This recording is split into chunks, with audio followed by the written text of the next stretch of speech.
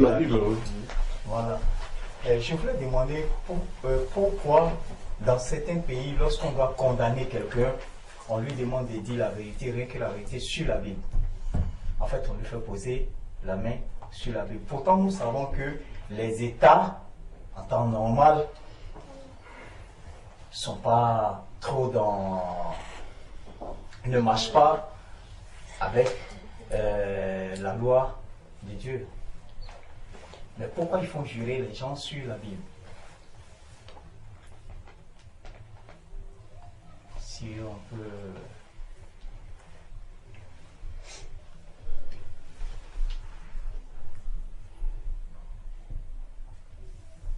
En fait, je voulais même savoir au juste qu'est-ce que la Bible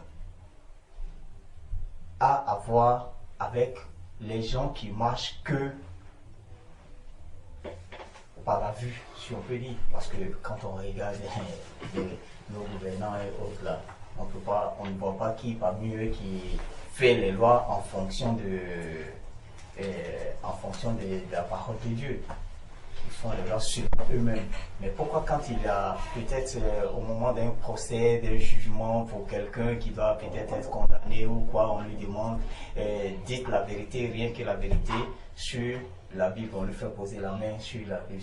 C'est lente d'utiliser la Bible, sinon on peut utiliser un roman policier. Il y a plusieurs livres. Mais pourquoi c'est sur la Bible? C'est ce que je n'arrive pas à comprendre.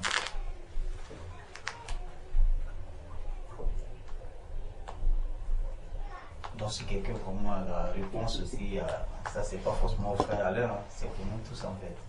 Parce que moi je ne comprends pas ça, pourquoi c'est sur la Bible. Mais en France, est-ce qu'ils jugent sur la Bible aussi en France? Que aux États-Unis. Je n'ai pas dit en France, j'ai dit dans certains pays. Parce que, par exemple, il y a des pays aussi qui ne pratiquent pas ça. Je ne sais pas si en France ils le font ou pas. Mais je sais que, par exemple, en Italie où j'ai vécu, ça se pratique. Aux États-Unis aussi, on voit que. Voilà. Aux États-Unis, même, ils prêtent serment sur la Bible, avec la Bible. Oui, oui. Quand il y a un nouveau chef d'État, oui. Quelque part, ils reconnaissent l'autorité de Dieu. Comment? Quelque part, ils reconnaissent l'autorité de Dieu. Les C'est- Américains, ils doivent reconnaître quelque part l'autorité de Dieu. Parce qu'ils jouent toujours par Dieu. Hein. Dieu bénisse l'Amérique, ils ne jouent que par Dieu aussi, même s'ils ne sont pas toujours au pouvoir. Ils ne mangent pas forcément selon Dieu, mais on voit quand même ceux qui sont dans leur bouche, c'est pas toujours. C'est peut-être que parce qu'avant, ouais, voilà, l'autorité était, je crois, c'était régie par le pape ou par les trucs chrétiens. Je pense peut-être que c'est de là que ça découle. Des chrétiens, on va dire. Des chrétiens avant l'Amérique, non? Il faut dire que ce que nous appelons actuellement civilisation, c'est créé par le christianisme. C'est en cherchant à répondre aux enseignements de Jésus-Christ que la civilisation a pu, c'est que ce qu'on appelle démocratie, ici, ça vient du christianisme. Parce que Jésus a prêché la fraternité, l'égalité. Toute la civilisation actuelle s'est tirée de la Bible. Dans le monde entier, c'est pas le bien, principalement. Les musulmans ont essayé de faire asseoir l'islam, mais ça n'a pas été c'est vrai. J'ai lu ça dans un livre intitulé Christ, le philosophe. On examine toute la Bible, pas ce soir-là.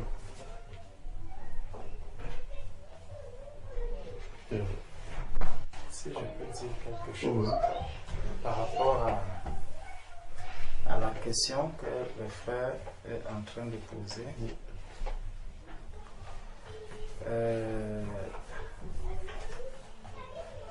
moi je prendrais la chose d'une certaine manière.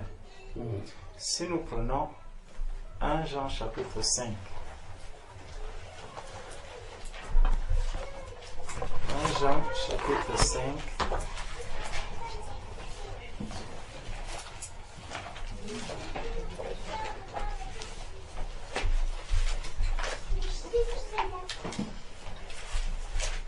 verset 19. Nous savons que nous sommes de Dieu et que le monde entier est sous la puissance du malin.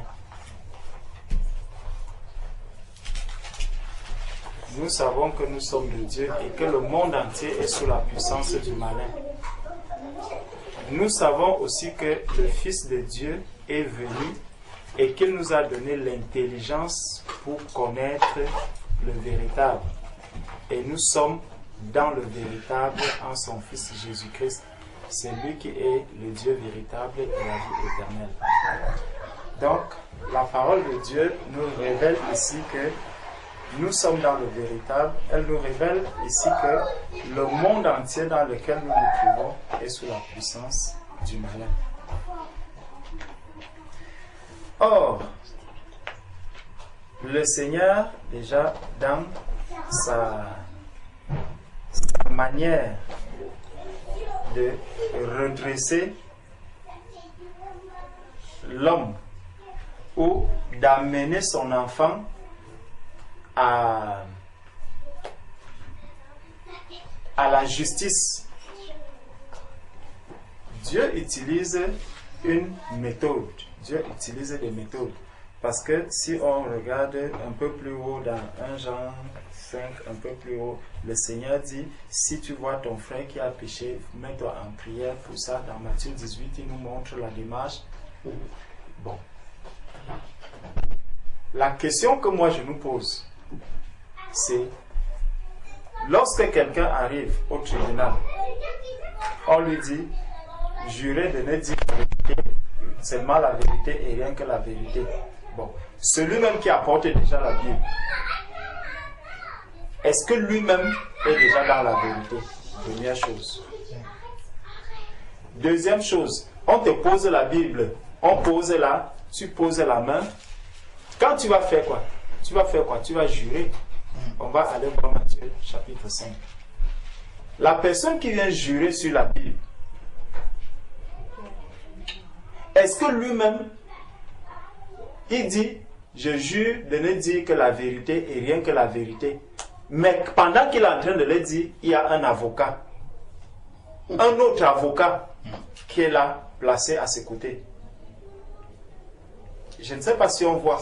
Ça fait que, en fait, la Bible en elle-même perd tout le sens, toute sa signification. Quand elle se présente en ce moment, devant tout ce décor, il y a celui qui apporte la Bible qui n'est pas déjà lui-même en accord avec cette Bible. Celui qui va dire « je jure » simplement parce que c'est un formalisme, il va jurer sur cette Bible. Et par la suite, il sait que au-delà du fait que il a fini cette formalité, il y a maintenant les avocats qui sont là. Ce sont ces avocats qui vont maintenant le défendre. Ça veut dire, même s'il dit que je n'ai pas volé, je n'ai pas fait ceci, je n'ai pas volé de l'argent et tout, bon, il va s'arrêter là et maintenant les avocats vont donc prendre le relais. Or, si on se contentait uniquement de la Bible, après avoir dit que je le jure, donc dès que on te demande, monsieur, est-ce que vous avez volé? Non, je n'ai pas volé. L'affaire doit s'arrêter là. Si on a fait confiance réellement à cette Bible, tu vois, donc ça veut dire que si on a mis vraiment Dieu devant l'affaire, en sachant que Dieu est le Dieu tout-puissant, c'est lui qui juge et son jugement est vrai, et que celui qui va poser sa main là-dessus est vraiment en accord avec cette Bible, parce que Dieu ne force pas quelqu'un à s'engager avec lui. Parce que quand tu poses la main sur la Bible, ça veut dire que je prends un engagement. Mais tu ne le prends pas de manière volontaire, c'est parce que tu es en fait obligé, tu n'as pas de choix. Dans tous les cas, tu montes, tu descends, tu dois poser la main dessus. Maintenant donc, dans Matthieu chapitre 5,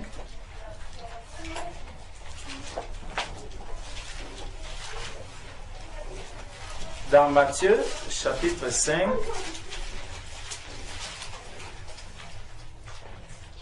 quand on dit que le malin est très subtil, il est très rusé, il y a beaucoup de choses qui se passent comme ça et on se dit, ah vraiment, Dieu est honoré, Dieu est glorifié, Dieu est ceci. Même dans un tribunal, il y a quand même Dieu qui est en train. Non.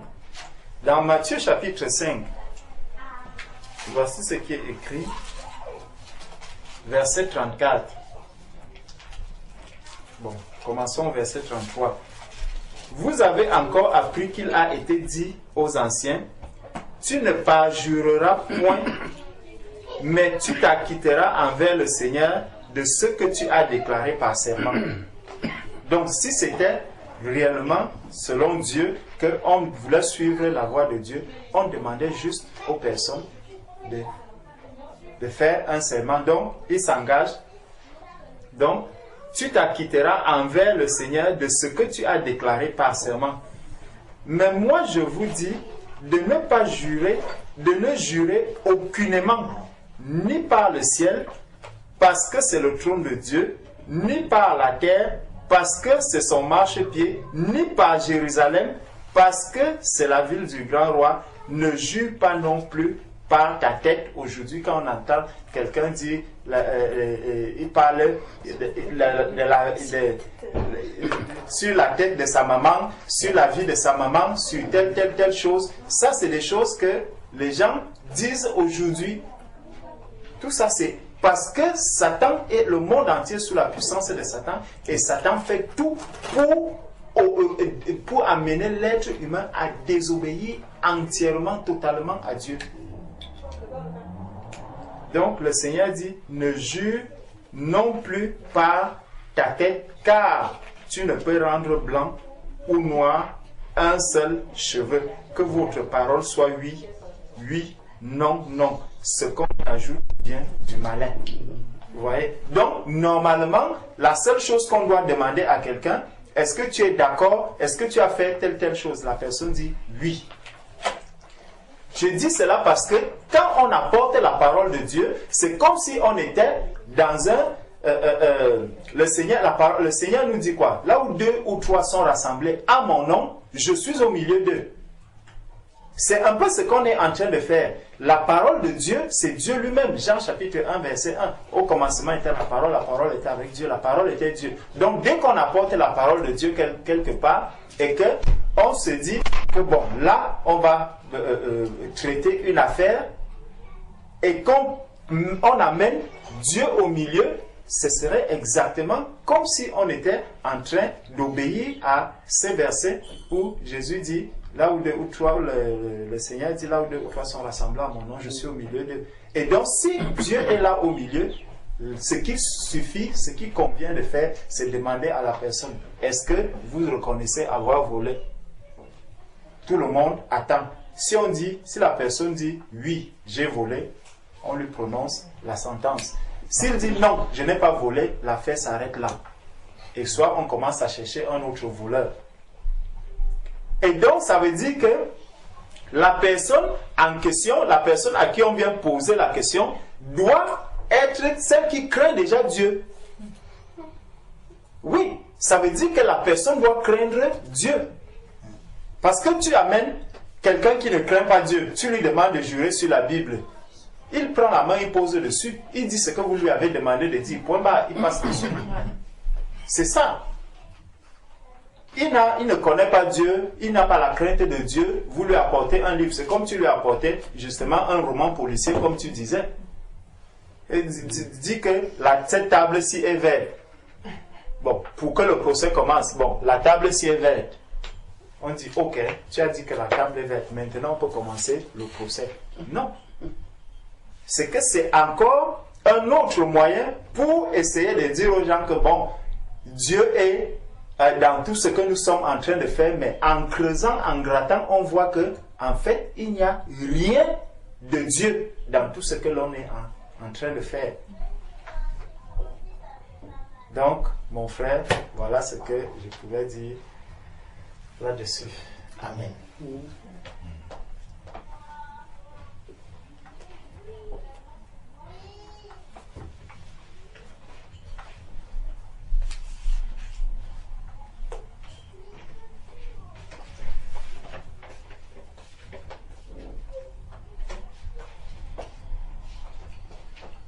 Je crois que c'est en...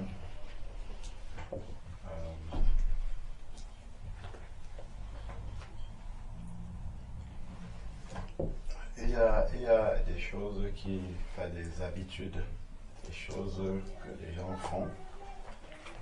Et Dieu n'est pas dedans, comme le frère a bien expliqué, il n'y a pas Dieu du tout dedans. Mais que Dieu laisse comme ça pour rappeler en fait que, même comme on a dit là, que le monde est sous la domination du malin, le Seigneur Jésus a dit aussi que tout pouvoir m'a été donné au ciel et sur la terre. Donc c'est lui qui est le maître de toutes choses. C'est un rappel en fait, encore que Dieu fait.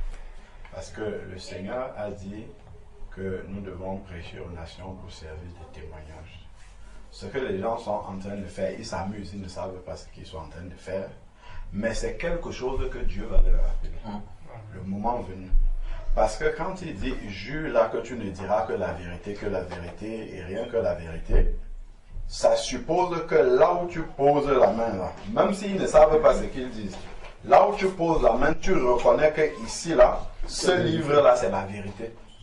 C'est quelque chose, c'est en fait Dieu parle aux hommes, même comme ils sont dans l'ignorance, Dieu leur parle.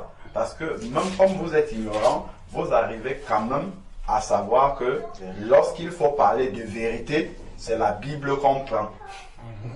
Vous avez laissé tous les livres. Pourquoi vous ne prenez pas un grand encyclopédie, on pose la main, et pourquoi vous allez prendre la Bible? Ça veut dire que quelque part vous connaissez la vérité, mais vous l'avez rejetée. Donc vous êtes condamnable devant Dieu. Parce que vous saviez que c'était la vérité.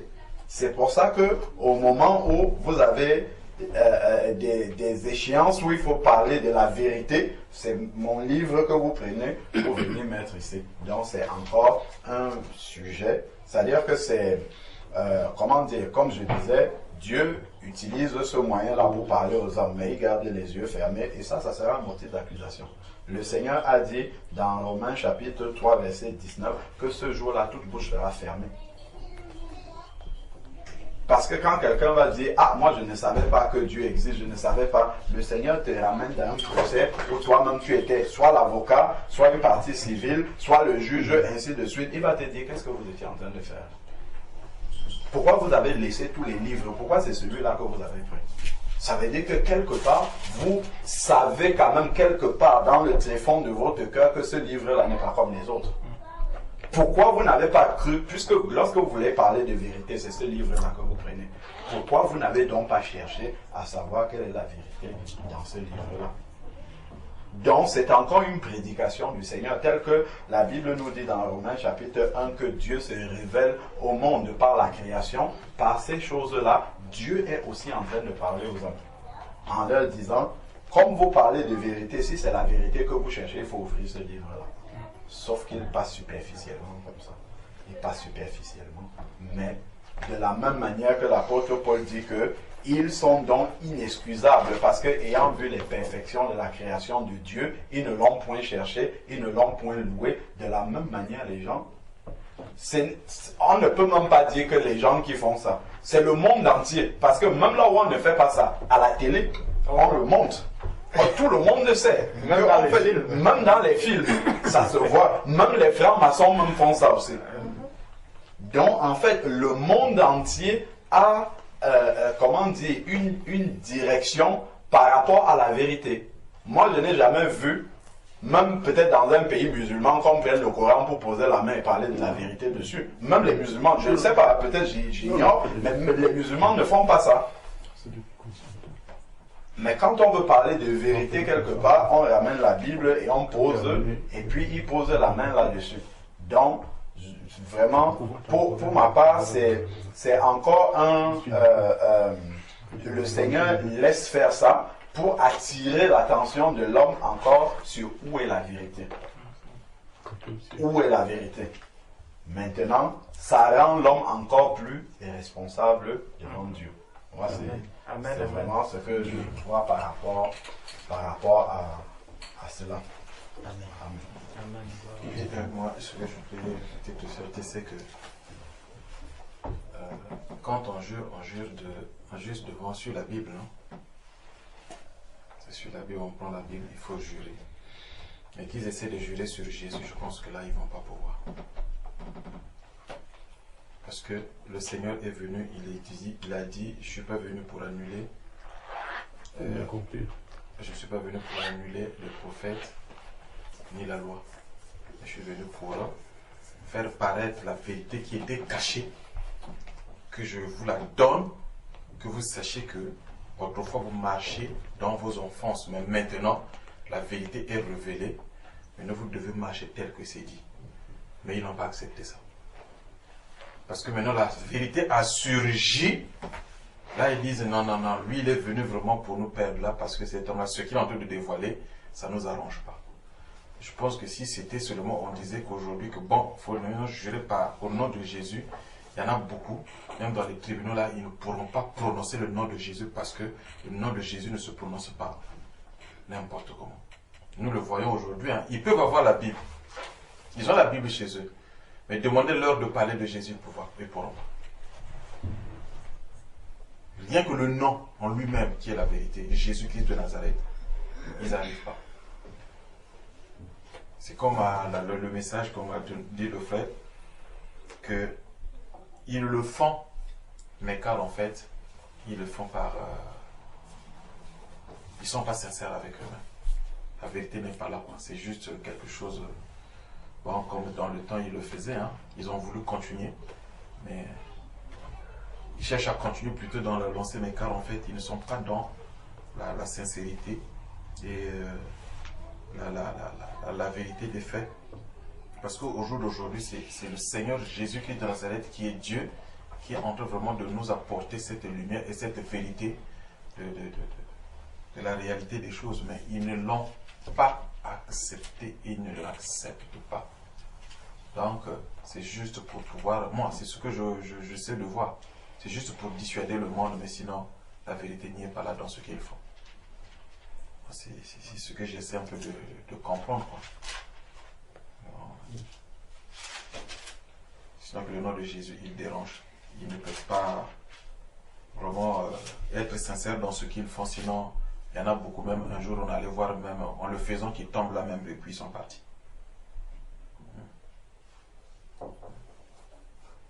Parce que ils sont tellement malins qu'ils veulent dissuader les gens. Puisque par exemple, pour reprendre le passage que le frère a lu dans 1 Jean 5, 19 dit, nous savons que nous sommes de Dieu et que le monde entier est sous la puissance du malin. Bon. Mais lesquels qui le font? Est-ce que nous jurons sur la Bible? Ne jurez pas sur le nom de Dieu. Mais eux, ils sont en train de jurer sur quoi? Donc ça doit aussi nous interpeller quelque part qu'ils ne sont vraiment pas dans la sincérité. Parce que aller jurer sur le nom de Dieu, alors que vous-même, vous ne l'êtes pas dans quelque part, connaissez un peu de comprendre que vraiment c'est juste pour pouvoir nous blaguer, quoi. Sinon que c'est vraiment pas la vérité des faits. Il n'y a pas la vérité, la sincérité dans ce qu'ils font. Sinon ils acceptaient le Seigneur Jésus. Sinon ils acceptaient le Seigneur Jésus. C'est juste ce que je voulais ajouter. Amen.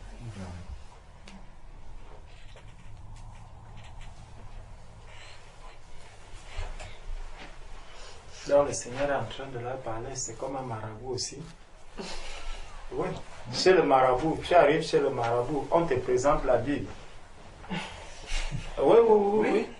Il commence à faire des incantations même sur la Bible, devant toi. Mais le Seigneur, comme le frère disait tout à l'heure, c'est la vérité que le Seigneur est en train de te montrer que tu me laisses pour faire autre chose alors que je suis présent.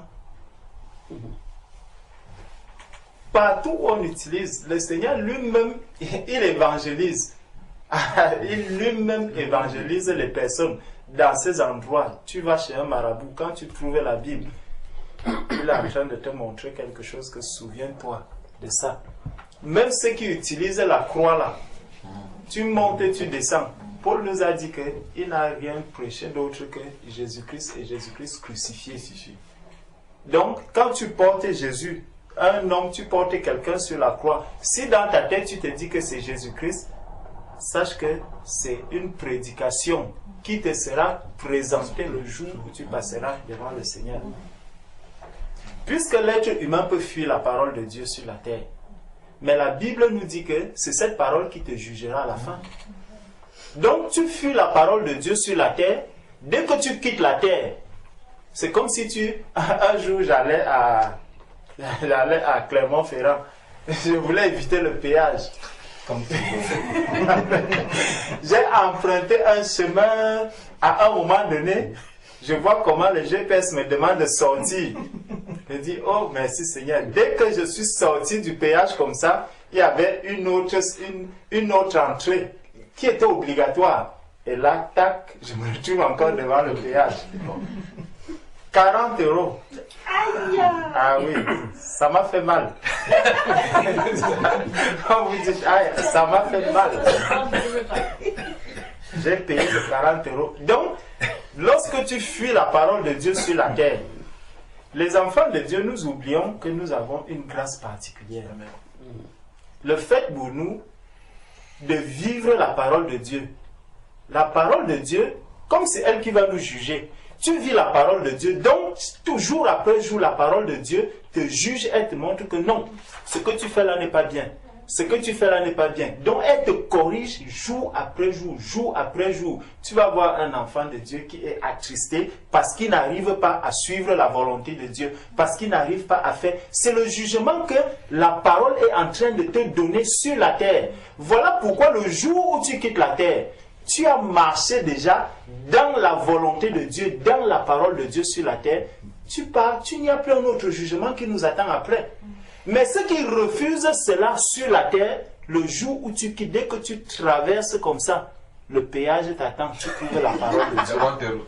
Oui, la parole de Dieu, et c'est la vie éternelle qui se présente là devant toi.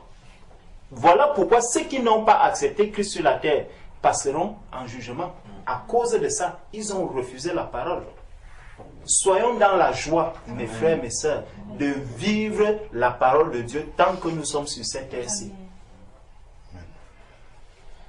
Donc, vraiment, le Seigneur, il leur présente cette parole en leur disant, vous vous amusez, même dans les tribunaux, je suis là. Et oui, tu as encore la main. Parce que ce n'est pas avec le pied, c'est avec la main. On te pose, la main du Seigneur est là. Le doigt de Dieu, il te parle. Tu dis, ah, je jure. Le jour où tu vas traverser, le péage sera là. Tu vois, le livre en question, il se présente encore là devant toi, en direct. Non, direct. Tu n'auras que tes yeux pour pleurer. Parce que c'est la vérité. Donc, que le Seigneur nous fasse grâce. Et nous aide à avancer et à aimer cette parole-là. Amen. Amen. Mais n'empêche que la parole nous dit que le monde est sous la puissance du malin. Mais on voit bien que l'autorité de Dieu, dans la mesure que le code pénal est quand même basé sur les commandements de Dieu, et que Satan, il n'a quand même pas réussi à tout balayer. Maintenant, on voit qu'en France, par exemple, petit à petit, ils font casser tous les fondements de Dieu. Mais en gros, ils n'ont pas... Il y a l'autorité de Dieu qui est là, parce qu'il dit qu'il n'y a aucune autorité qui n'a été instituée par lui. Toute autorité a été instituée par lui.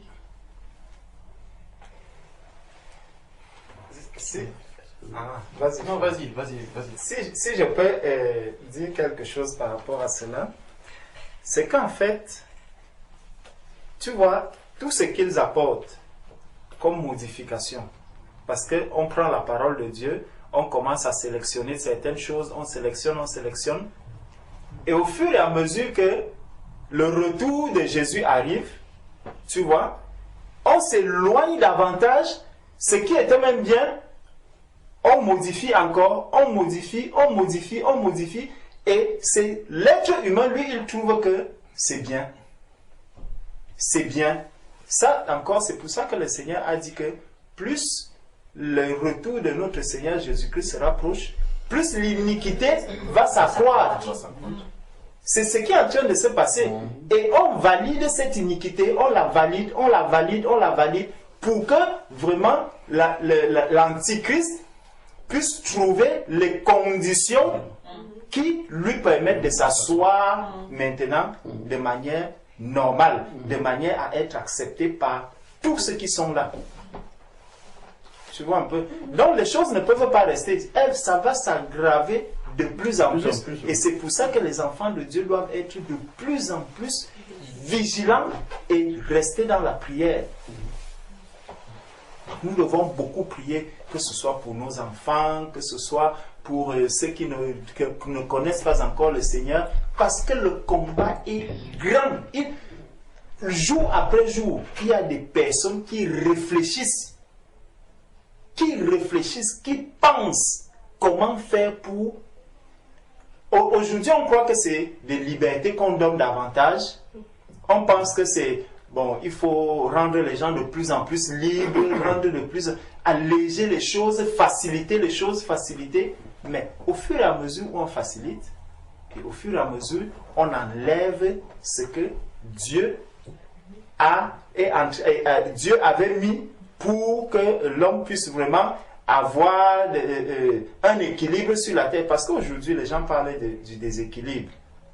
Et de tout, et de l'environnement et tout. Mais est-ce que cet environnement s'est dégradé tout seul? Est-ce que tout ce que l'on voit s'est dégradé? Non, c'est le travail de l'être humain. C'est le travail de l'être humain. Et plus on dit, bon voilà, on va protéger l'environnement, à certains endroits aussi, on détruit.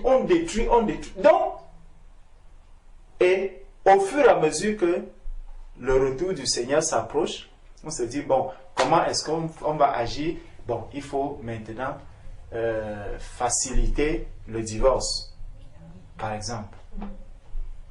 Avant, c'était difficile pour arriver à un divorce. Maintenant, c'est combien? 1 an. Tu vois?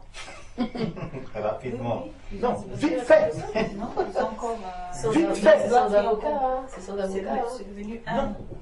1 an. Vite fait, c'est réglé. Vite fait. Demande à nos grands-parents, ceux qui ont par exemple 80 ans aujourd'hui, demande-leur que combien de temps ils faisaient pour divorcer. Ils ne divorçaient pas. Et à leur époque, tu dis ils ne divorçaient pas, tu vois. Mais aujourd'hui, on te dit, facile, vite fait. Incompatibilité d'humeur, d'accord. Bon, monsieur, non, moi je ne veux plus. Et dès qu'il sort, il y a sa copine qui l'attend, il part avec elle. Aujourd'hui, on vit avec le Pax. Donc il y a tout ce qui se prépare, vous voyez, pour que la volonté de Dieu ne soit plus du tout respectée. Vous allez voir des personnes qui vivent 25 ans dans le Pax. 10 ans depuis qu'on a établi, c'est comme s'ils attendaient simplement Pax. Dès qu'on a mis Pax, eux aussi sont allés acheter Pax. Ils ont commencé à laver les habits avec Pax. Pax. Depuis des années. Tu te demandes, mais pourquoi vous ne vous mariez pas? Parce qu'ils vivent dans les conditions normales du mariage. Certains même l'un arrive à mourir alors qu'ils sont dans le Pax. Tu te demandes, mais qu'est-ce qui ne va pas? Pourquoi ne pas se marier? Donc tout est créé pour que non, dans le cas du mariage, que le parent n'ait rien à dire. Non, on n'est pas marié, hein, on est seulement paxé. 56% de la population française. Ouais. Donc on tombe beaucoup plus dans le copinage, dans le pax. C'est vers là, c'est ça qui devient la norme. Or Dieu, lui, il a parlé du mariage. Dans tous les domaines, c'est comme ça que les choses sont en train d'évoluer. Et ce n'est pas pour rien, c'est parce que l'Antichrist doit s'asseoir à un moment donné. Et il faut préparer les conditions de son arrivée. C'est pour ça que nous devons ouvrir les yeux et être vigilants par rapport à tout ce qui se passe laissons et abandonner maintenant les distractions et tout ce qui nous occupe, tout ce qui qui vient pour nous éloigner du chemin, nous distraire, pour qu'on pense à autre chose qu'à cela. Non. Vraiment, ouvrons les yeux, veillons, veillons, veillons, veillons pour voir tout ce qui est en train de se passer. Et tout ça, ce n'est pas caché, hein? C'est au vu et au su de tout le monde. Et ça arrive petit à petit, petit à petit. Une pierre se pose, l'autre se pose, l'autre se pose, l'autre se pose, et c'est comme ça qu'on construit le puzzle. À un moment donné, tout sera là.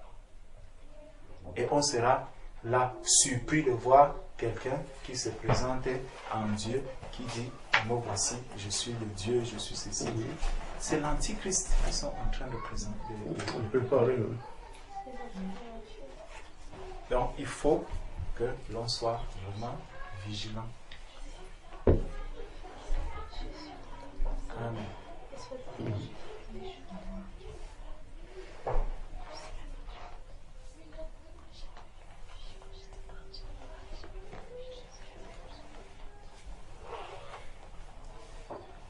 Les temps sont durs.